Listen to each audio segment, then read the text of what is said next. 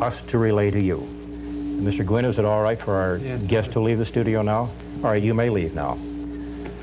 This is the script that Mr. Gwin gave me, and I'm going to read it verbatim. And anytime you wish to interrupt me. All right. There is a doctor at St. Luke's who knows about a city called STYNX in New Mexico. I need his help. He's at St. Luke's Hospital. All right, this is Bill Close. Louis didn't go out. Louis, well, our guest must leave. Well, he's gone. I don't know where he is. He may have gone out the back door. Would you check on that, please? All right, I'm going to continue here. This starts out, this is for Bill Close and Dan Rather. And Mr. Gwin writes, yeah, you're getting the feedback. You're getting the feedback. You're on. My name is Joe Gwin. I am a watchman. Read the 33rd chapter of Ezekiel. This is about the story of the 10 prophets. The 10 prophets are Johnny Cash, Ronnie Millsap, Eddie Rabbitt, Larry Gatman, Hank Williams Jr., Rex Allen Jr., Willie Nelson, Conway Twitty, Loretta Lynn, Lacey J. Dalton, Tanya Tucker, Barbara Mondrell, Joe Gwin, the traitor. The Arizona Republic and Phoenix Gazette can verify this story. 16 years ago in September, about the 25th of 1966, all of these people's names above meet at the same time, including me. I was almost 13 years old. We all meet and we're together at the same hour. Mysteriously, I was the only one who knew what it was about. The others didn't. I did. And why Islam? Islam knew why and arranged for us to meet. We talked very little with each other. Lucy J. Dalton wrote a song for me that day. It's called Mistakes. There is one thing they all knew, is that I held the key. They all knew that I knew something, but they didn't know what. I saw a movie. Islam is using something called sociology on children in schools across America today. Sociology is the study of the human condition. It is also something called funnel vision. Funnel vision is a way at looking into the future, and it is also hypnotism, being able to hypnotize people. Islam is using this sociology on children. They used it on my generation to start the hippie movement and drugs, and on today's generation to turn them into punks and punk rockers by hypnotism. In the next 2 years, there will be 5 new cities started in the United States. Mr. Gwin, before I read these cities, is there anything you want to say at this moment? Not right now. All right, thank you. These will be major cities. Only men, white Anglo men, will be living in these cities. They will be completed in 1994. There will be about 15 million men in these cities by July of 1994. Yes. Okay, these men that are going to be living in these cities are homosexual. Okay. And I am a homosexual. Mm-hmm. And these are my brothers. Yes. Okay, continue. All right. Let's see, where was I? There will be about 15 million men in these cities by July of 1994, with the capacity of holding 20 million people. World War III begins in the fall of 1988. Edward Kennedy will be the next president. He will be elected for 2 terms. Now, at the end of World War III in 1994, our troops will be coming home from war. Islam is going to trick these troops into going into these cities on the 4th of July, 1994. These cities are going to have a parade. It's Independence Day, the war is over, and we're all brothers. On July 4th of 1994 at 12 noon, there will be 20 million men in these 5 cities. Islam is going to blow these cities up with atomic bombs. These 5 cities are Cyclops in Pennsylvania, Ominix in Arkansas, Yosemite in Nebraska, Isolox or Ichabod in Idaho, and Snix in New Mexico. All these cities will be isolated. After this happens, there will be civil war in America. The United States will be divided up into 4 countries, an Islam country in the east, southern states of America in the southeast. In the southwest, it will go back to Mexico, and a new state from the states in the northwest. In the next 20 years, there will be a migration on 80 million people from Latin America. In the next 20 years, That will follow that there will be 200 million people from Latin America in the United States. There will be a civil war. The United States will become a Latin country. The southern states of America will be invaded in about 2006 to 2016 from an army from Brazil. That war will last 6 months. Brazil will destroy the southern states of America in 6 months. The fall of Canada will come shortly after. More about the 10 prophets. As the newspaper reporters were arriving, I was leaving. They only got a glimpse of me, the man from Islam, knocked the camera out of the reporter's hand. The next day it came out in the newspaper, a story, the 10 prophets. Here again were the names of the people I met that day. Their pictures were on the front page. Johnny Cash, Larry Gatlin, Ronnie Millsap, Eddie Rabbitt, Hank Williams Jr., Rex Allen Jr., Conway Twitty, Willie Nelson, Lacey J. Dalton, Tanya Tucker, Loretta Lynn, Barbara Mandrell, and where my picture was supposed to be, it was blank below with the words, "The Traitor." This much of the story the Arizona Republic and the Phoenix Gazette can verify. They left it a mystery. Today in the public schools, the story of the 10 prophets is being taught. Take a survey among 6th grade school children. Bill Close, at least 1 in 6 know the story about the 10 prophets. Why is this being taught, and why is it being kept such a secret? Why are they doing this? Find out. In the last 16 years of my life, I have had communications through mental telepathy with all of the peoples named. In the story of the 10 prophets, all of these people have tried to get me to show up for 16 years. They have wrote songs and talked to me. Lucy J. Dalton wrote a song for me, Mistakes. Bill Close, listen to the song. In the song, it talks about another big gray movie, provides the big silver screen, and about my crazy dreams. Let me interrupt here. Do you want to read some of this, or do you want me to continue reading? Leave this part out. Leave that part out? Sorry. Okay. Do talk to her. Also, Tanya Tucker watched me being born. Why isn't it a mystery? Ask Dan Rather to talk to Johnny Cash. They have met before when Dan Rather did 60 Minutes on Johnny Cash. They talked a little, not on television, about the 10 prophets. Johnny Cash knows my name. Call the Arizona Republic and Phoenix Gazette and find out if this story ever existed. If they can't find it, do a survey with 6th grade school children. You will find 1 in 6 who will confirm the story exists. Islam started a fire at the Arizona Republic and Phoenix Gazette several years back and burned the place up. Please check out my story of the 10 prophets. This is why I am known as the traitor. Here is my story. When I was a little boy, about 5 years old, I did something called astral projection. My spirit took a walk out of my body. I was frightened. A man from Islam shows up to me and starts showing me all the things I would do and what I would become by using funnel vision. He really scared me. Then an angel shows up and they talked, and the man from Islam left. Then the angel shows me a book about me and the life I was supposed to live. The angel told me the story about the 10 prophets. Then he told me I was a watchman, Ezekiel chapter 33. The angel told me I would meet all these people, the 10 prophets, the country singers. This is these people's part they have in this. Back to the beginning. Islam used sociology on our people. In my generation, they call us hippies. Islam came to my school, C.J. Jorgensen, 1963 on Rozier Road and 17th Avenue in South Phoenix. Now the angel told me all about Islam and his culture.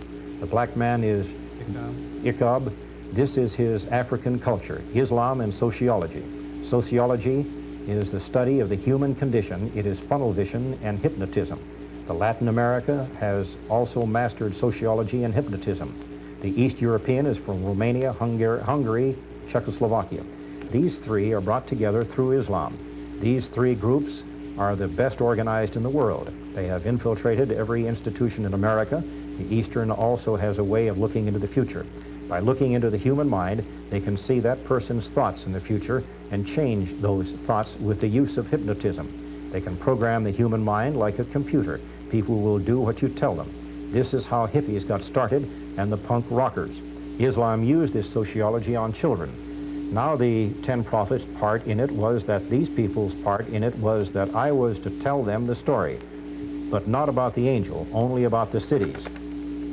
Cyclops in Pennsylvania, Ominix in Arkansas, Yosemite in Nebraska, Isolox or Izabad in Idaho, and Snix in New Mexico. I had a movie inside my head about everything they did and could have proved it. The singer's part, the 10 prophets, was to get these people back to their country roots and away from chasing fads like hippies and punk rockers. It was to unite our people one more time. World War III will start in the fall of 1988. Edward Kennedy will lead the United States in World War III. He will be the next president and be elected 2 terms. The angel said we could unite and fight these Muslims there, Islam and their allies. God's plan is that these men who want to build these cities go up in the Northwest Territories and build a country there. In our old history books, this country existed. 20 million men from the United States built a utopia country in the Northwest Territories.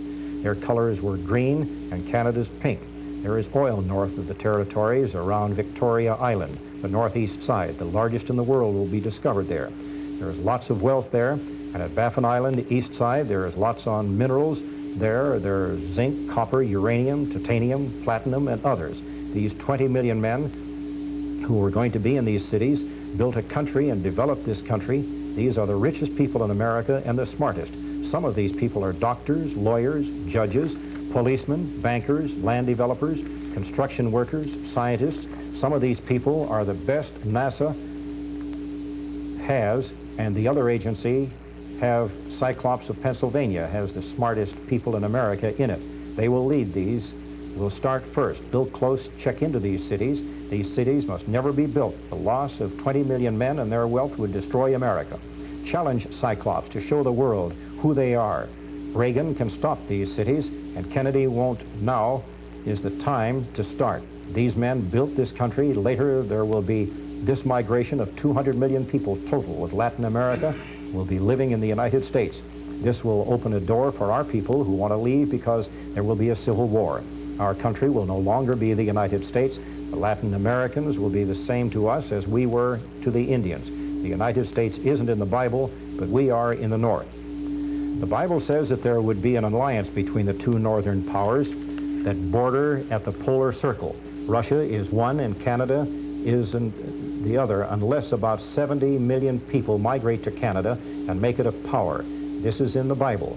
The angel showed me, but I didn't write it down, like all my dreams and visions. This is why they say I am a traitor in the story about the 10 prophets. I ran away from these people. I didn't do what the angel told me. He told me that these cities were going to be destroyed and to stop them. Go and build this country in the Northwest Territories and fulfill the prophecy on the 2 northern powers that border at the polar circle. Our names will go down in Lamb's Book of Life because they would have fulfilled this prophecy. Our forefathers were liars, murderers, thieves, sinned against God, brought to America in chains. Our forefathers destroyed a culture that existed for several thousand years. We could have built a country in the North without destroying any people. There wasn't any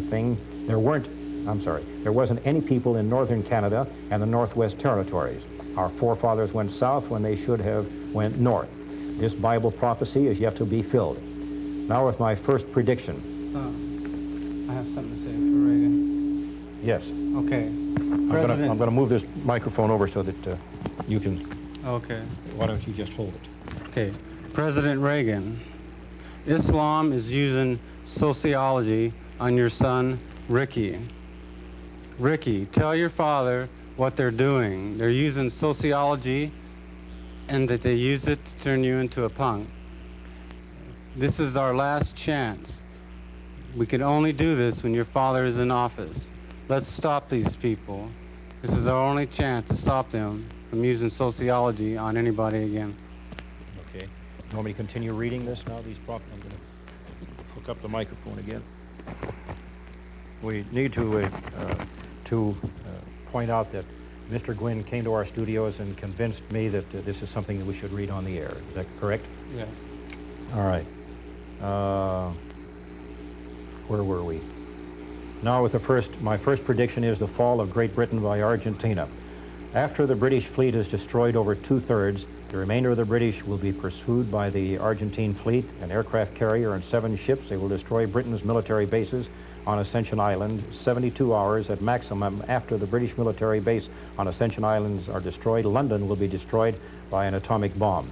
Let me interrupt here. Mr. Gwin, do you want to turn up the volume to make sure that this is going on the air? You hear it now? Let me get over here so that you can, I'll get over here. Now you get close and listen. Can you hear me on that set now? Wherever the speaker, can you hear me now? Yeah, see, we are on the air. Mr. Gwin needed to be convinced that we are on the air live television. Okay, shall I continue? We just want to make sure that everything is going the way you want it to go. Start over on Argentina. Start all over at the beginning. The fall of my first prediction is the fall of Great Britain by Argentina. After the British fleet has destroyed over 2/3, the remainder of the British will be pursued by the Argentine fleet, an aircraft carrier and 7 ships. They will destroy Britain's military bases on Ascension Island. 72 hours at maximum after the British military base on Ascension Island is destroyed, London will be destroyed by an atomic bomb.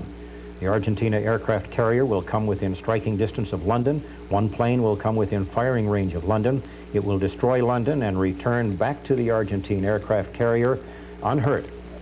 The Argentine aircraft carrier and 7 ships will return without any losses to Argentina. Britain won't even fight back. They won't even resist. This will be the fall of Britain. Johnny Cash, you will have 72 hours to tell the Queen to evacuate London, 72 hours after the destruction of Ascension Island. Dan Rather talked to Johnny Cash about the 10 prophets. They have talked before. Ask Johnny Cash to tell all he knows about the 10 prophets.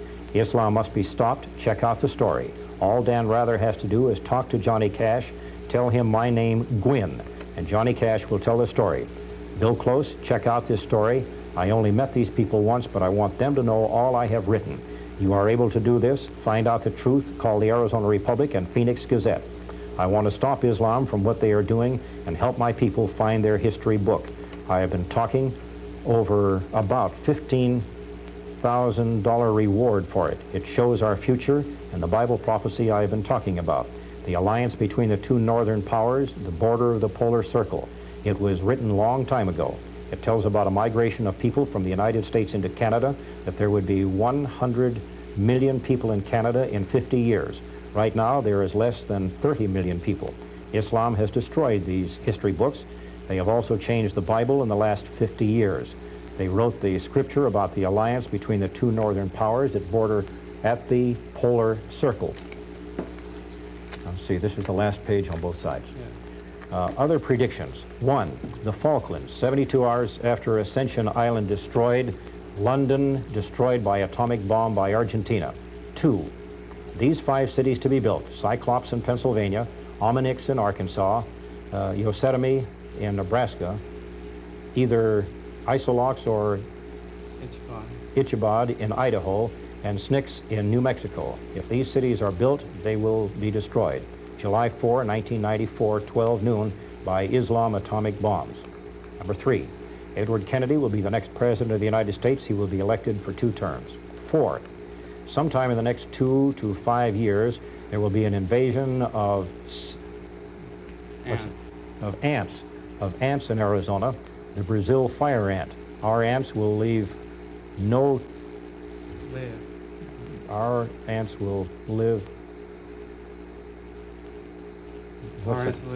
Our ants will leave no convoy, will leave a tall convoy. Is that what it is? Through the Greenback Mountains on Tonto Creek going northeast of Payson. This convoy will be several miles long and several feet wide. Prediction number 5, World War III will start in the fall of 1988. It will end in 1999. On the 4th of July, 1994 at 12 noon, these soldiers will be in the 5 cities above. Islam will destroy these cities with atomic bombs at 12 noon, July 4, 1994. Number 6, in the year 2000, the United States will be divided into 4 sections. In the east, Islam, it'll be a Muslim country. In the southeast, it will be the southern states of America. In the southwest, it will go back to Mexico. In the northwest, it will be another country. Between the years 2006 to 2016, there will be a war between the southern states of America and Brazil. Brazil will win this war in 6 months. They will destroy the southern culture. The fall of the northwestern country will fall, and so will Canada, unless our people will start going to Canada now. By the year, number 7, by the year over, now we're on the last page. By the year 2000, there will be 80 million from Latin America in the United States. By the year 2030, there will be 200 million people. This population explosion is happening in Central America. These people will do to us as we did to the Indians. Our future will be in Canada, but we must leave now or it'll be too late before this second wave enters from Central America. Prediction number 8, right?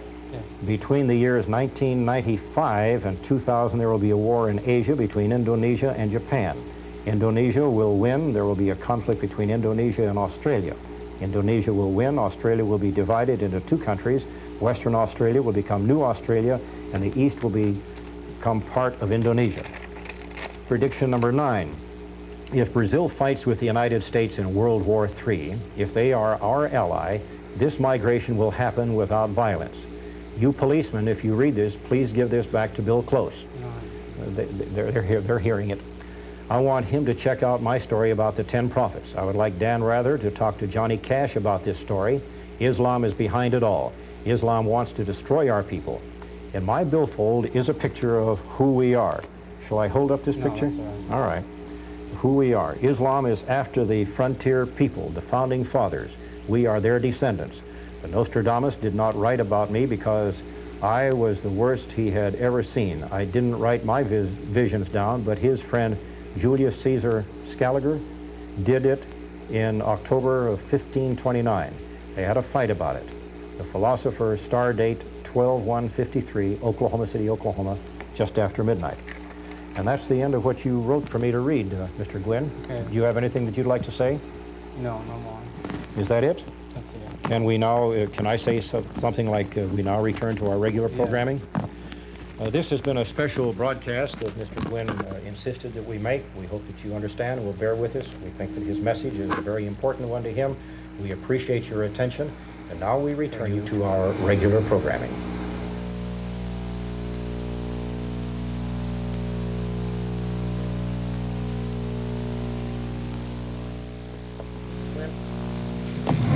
I got a sweaty palm. I want to shake hands with you. You really do, huh? You bet. I told you I was playing this fair. Did you think you didn't trust me all this time? Oh, hell, it's all right. Leave him alone. It's okay. Put down the guns. I have the gun. Back off with the guns.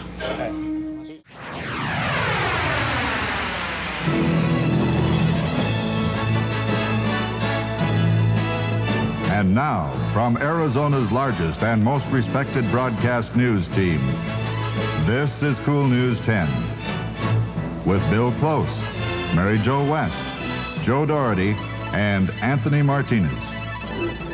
Good evening. Well, after 5 hours, it is over. What you saw on your air during the last hour were final moments of a terrifying hostage drama. We appreciate your attention, and now we return you to our regular programming.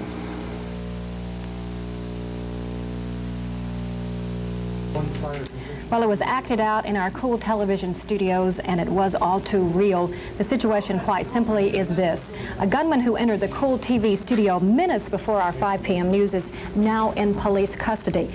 4 hostages, including veteran KOOL anchorman Bill Close, have been freed. All are safe. As part of the gunman's demands, regular programming here on KOOL TV was interrupted at about 9:30 tonight. Now, what you've seen and are seeing again, a tape replay of those moments. The gunman, identified as 29-year-old Joe Gwin, said he had a message to deliver, a message from God about the impending violence Gwin said he foresees upon the earth. As Close read Gwin's message and a list of demands, there was a gun, remember this, a gun pointed at his stomach.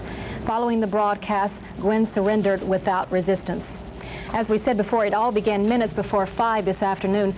While viewers at home were watching KOOL News 10 live at 5, this was the tense and terrifying scene in our KOOL studio. The man being held is production assistant Louis Villa, a longtime employee of KOOL television. As police were called to the scene, the news went on as normal from our newsroom over here in another part of the building. In a matter of minutes, the KOOL building was surrounded by police. The area was sealed off as negotiators established contact with anchorman Bill Close, who acted throughout the 5-hour ordeal as a mediator with the gunman. Now, from the outset, the gunman's demands were vague, and Peter Van Sant has been one of the many who's followed the drama this evening. Peter? Mary Jo, after Joe established himself in the news studios with his 4 hostages, the long hours of tense discussions between Bill Close and Joe began. Joe said that his decision to forcibly enter KOOL TV came after an encounter with God.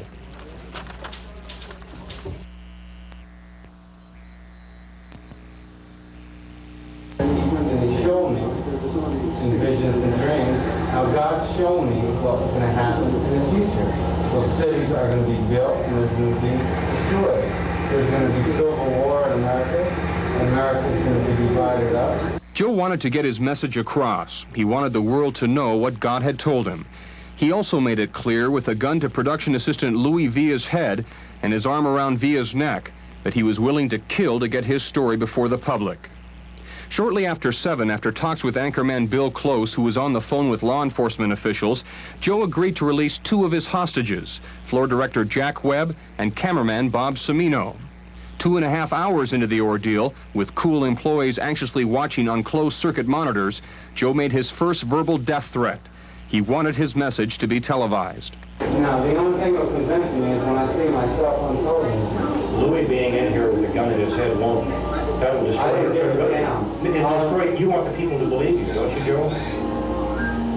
You want the people to I don't break it down. Oh, I don't yes. give it down about that. They will be convinced. As you can see, Bill Close was talking to a man from the Phoenix Police Department. He's on the negotiating team. His name is Bruce Wise. Now, there were other hostages in the studio at the time besides Louis Villa and Bill Close. There were some floor crew members, and they were released earlier in the evening, and Mike Ara is here with more on that. Michael? One of the first people to be confronted by the gunman was Nancy Petrenka, a KOOL TV production assistant. Nancy was operating a studio camera situated just a few feet from some double doors that the gunman came barging through. It happened just as the 5 o'clock news was about to begin. He was carrying a gun and a small TV monitor, and didn't say anything. Everyone was just kind of backing away from him. And I said over headsets, there's a guy in here with a gun, and took my headsets off and crouched down behind the camera, and he yelled at me to get away from there. And started coming around towards me, and I got up and started to move away from him, and then Louis Villa came towards him, and that's when I made a move to run away. And then at that point he grabbed Louis with a chokehold and brought him up onto the set. News production assistant Louis Villa was hit on the head with the butt of the man's gun. He then put Villa in a chokehold and situated himself and his captive in front of the TV monitors near anchorman Bill Close. Nancy Petrenka says she got out of there fast. I ran, afraid that I was going to get shot in the back as I ran. The gun was pointed right at me, and I knew I had to get out of there. I didn't want to. At this point, I realized what he wanted. He wanted me. Did Louis Villa appear to you to see what was happening and move to intercept this fellow? Yes, I think he was trying to get the gun or trying to calm him down because he had a manic look on his face. I knew that he was not playing a joke. Hours later, 2 other production assistants who were in the studio with the gunman were casually let go. They are Jack Webb and Bob Cimino. Bill Close complained about needing a drink of water, and so I went out to get him a drink of water. I went out of the studio, and I was going to return with the drink of water, and then the policeman outside the door would not let me go back in the studio with the water. They said that they wanted to get everybody out of the studio as quickly as they could. We were just there and no use to him, so he let us go. So you just got up and walked out? No, they ordered 2 glasses of water. I went and got him at the door, took him to him. Then he said I could go, so I left. That was about at 7:15 when Webb and Cimino got out. More than 2 hours later, Louis Villa, the man who was held in a chokehold at gunpoint for more than 4.5 hours, was freed when KOOL went on the air with Joe Gwin's message that was read by Bill Close. Louis Villa was taken to a hospital emergency room and treated for the wound on the back of his head. He's okay. So was Bill Close. Mary Jo? And that's good news. Well, there's very little known about the suspect tonight. All we know at this point is that he's 29 years old and his name is Joe Gwin. But tonight was not the first time Mr. Gwin has been seen around the KOOL News studios. Sal Quijada has more. This afternoon was not the first time that the gunman has been seen in the vicinity of KOOL TV, located here on Washington. Longtime employee and photographer Phil Walsh says he saw the same man twice in the last week. Last week, when we were setting up to do Joe Doherty's weather, I came in and saw this same gentleman talking to our receptionist here. He said he told me he wanted just to come in and look around, and then I say, you can't do that. And then he said wanted to go look at some tapes. And I said, well, I can't let you in, but if you tell me the date, we'll try and find him for you. And but he didn't know any dates, and he was rather incoherent. I mean, he didn't really seem to know what he wanted. The man got an explanation and left. But last Tuesday, Walsh says he saw the man again, hiding behind a pole, watching the alley that separates the KOOL newsroom from the broadcast studio. After I parked my truck, I immediately went back out to see what he was doing. He was still there, but he started walking around in front of the station. Walsh says the man paced along 6th Avenue, just across from the police station, watching the alley. I was going to call the police on him. I was so concerned, I almost called the police on him. But when I turned around again, he was gone. Police were never notified. Sal Quijada, KOOL News 10. Well, Joe Gwin surrendered to police tonight a little bit before 10 o'clock, and Sal Quijada is standing by live outside our KOOL studios with Chief Ruben Ortega with an update. Sal? Chief Ortega, what was successful about the tactic that police used in negotiating with? Well, the thing that really helped us resolve this thing is that we really had 3 negotiators working on them, and the primary one was Bill Close. He could not have done a better job negotiating the situation for us than had it been one of our own officers there.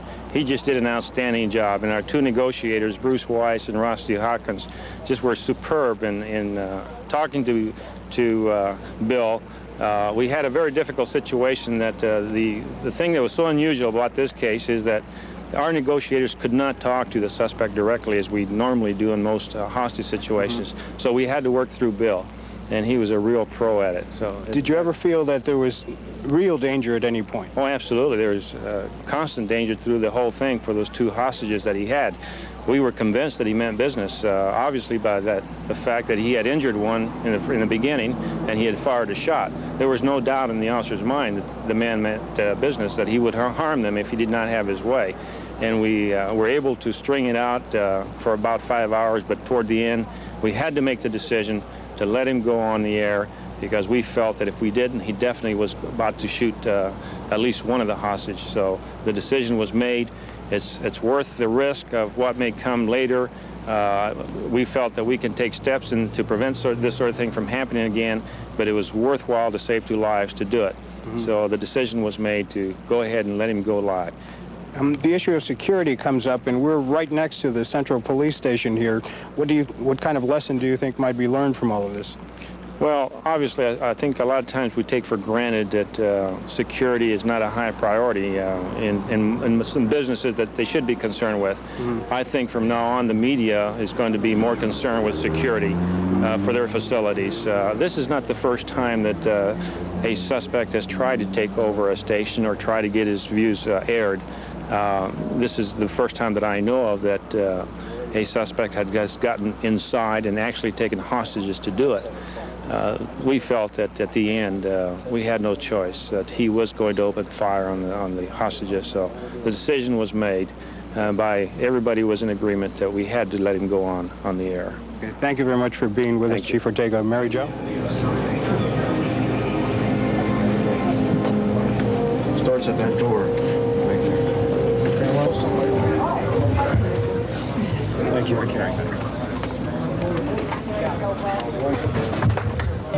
Well, it's nice talking with you, sir. Are you the guy? That's me. Pleasure. Good, buddy. You did good. Proud of you. Yeah, thank you.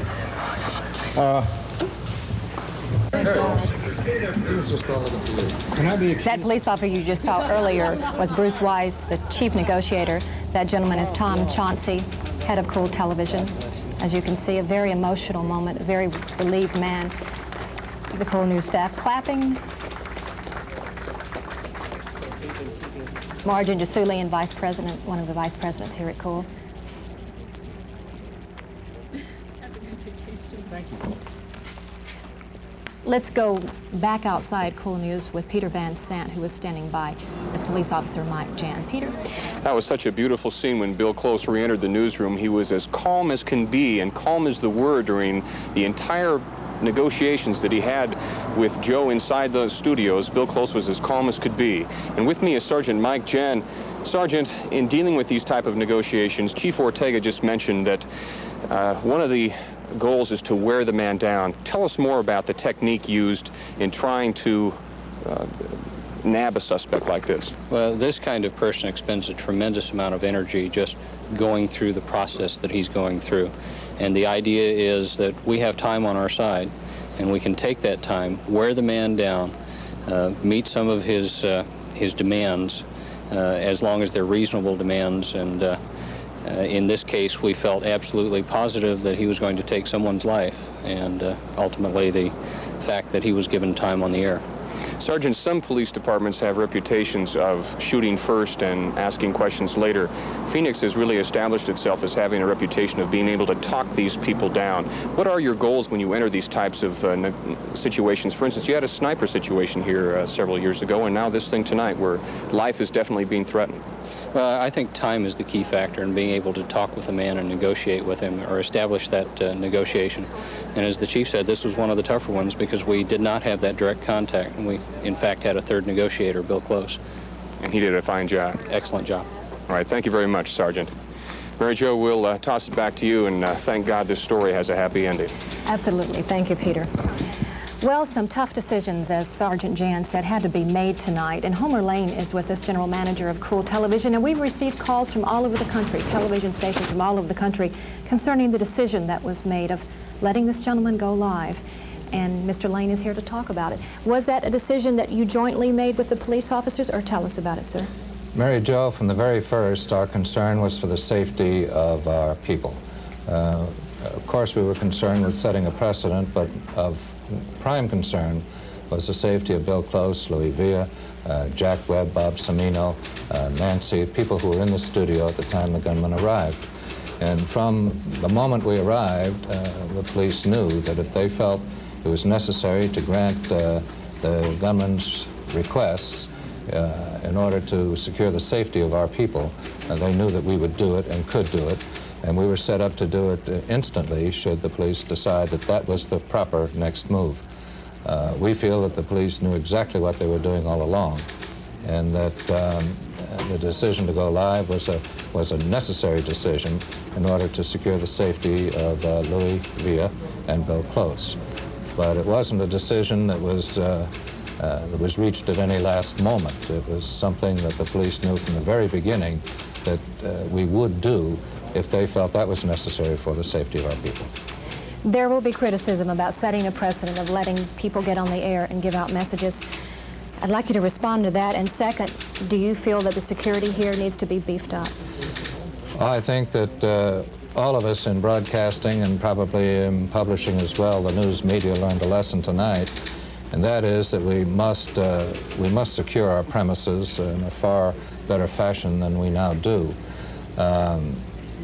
Certainly, I think a precedent may have been set, but I think that with the example of tonight, other stations will be better prepared for such an eventuality.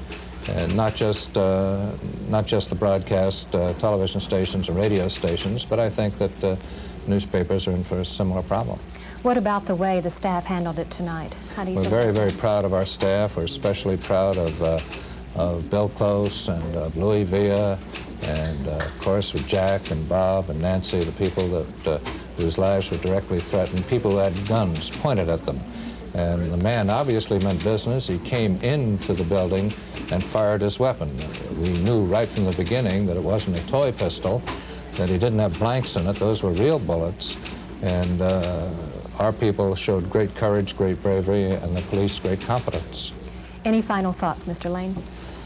It's been a long evening. I'm certainly glad it's over.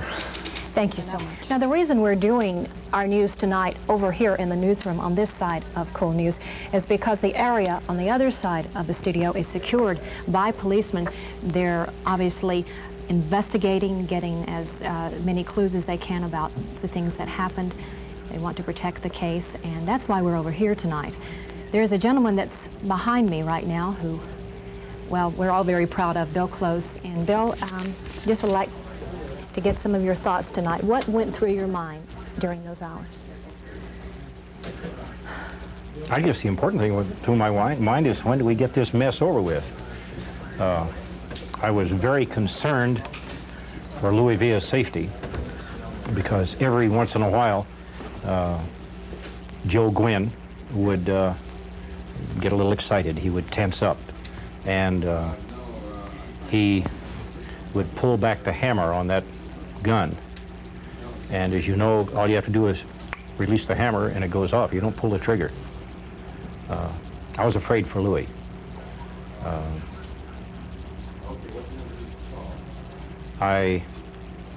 It took me a time to realize what this guy wanted.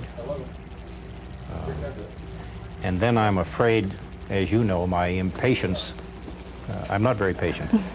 My impatience got the better of me, and I was a little bit critical of the people who were trying to help us, with whom I was in practically constant contact on the telephone.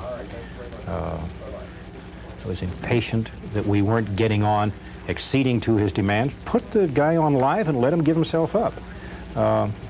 I know that we would have lost some commercial programming, but what the heck, Louis Villa's life was more important than that. What about your life? I was afraid a couple of times, but I did not want to let myself be afraid, because I felt that I had to, well, this may sound cocky, I felt I had to be in control of what was going on. And I felt that I was in control most of the time, but there were a couple of times when I started sucking air a little deeply. When was that, Bill? Can you remember? Well, there were two specific areas of time. One, initially when he was almost incoherent, and he had, what is that, the carotid hold or whatever it is that law enforcement has been criticized for using. Apparently this guy knew something about whether he'd had military training or what. And I was afraid that he might, if his demands were not exceeded, to use the gun on Louis, and I was prepared to go for him. Were you? You bet. What would you have done? Grabbed the gun? No, I wouldn't have grabbed the gun. I'd have hit him where a woman is supposed to hit a man when the man has dishonorable intentions. You would have done it? You darn right. And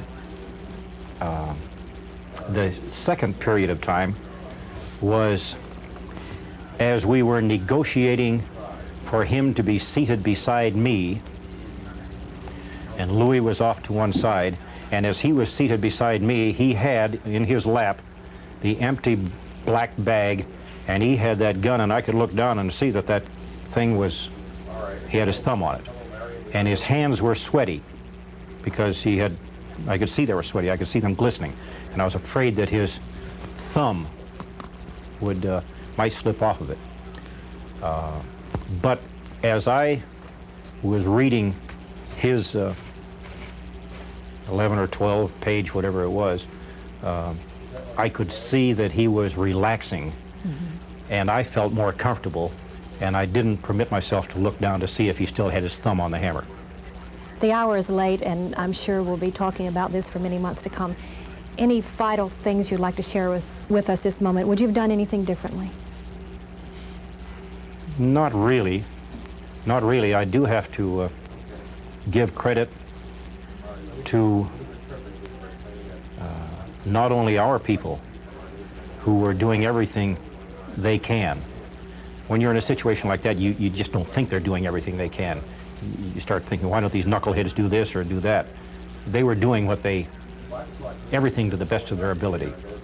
And I do want to thank Bruce. I didn't get his last name. Is he negotiator? Weiss. Booth who? I believe it's Weiss. Bruce Rice? Weiss. Weiss, the negotiator with the police department, who was talking me through various areas. He's a heck of a guy. We're glad you're okay. Hey, so am I. You have a terrific vacation. I'm going to have a terrific vacation. I think I might go home and kiss my wife. I think Joey would want you to do that. And our older daughter and our son, who are there or were during most of this ordeal.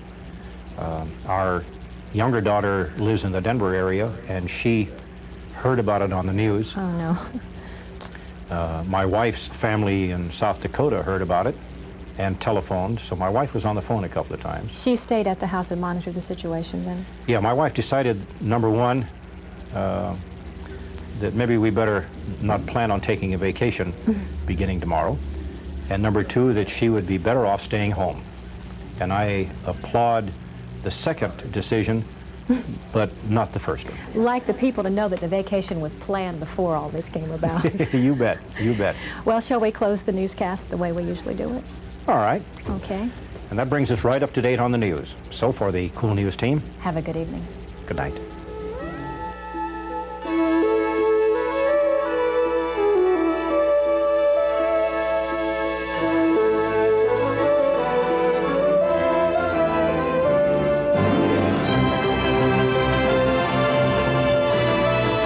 This has been Cool News 10, Arizona's 24-hour television news service.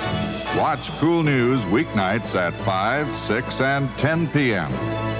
Mary Jo West Fashions by Sakowitz, Camel View Plaza, Scottsdale.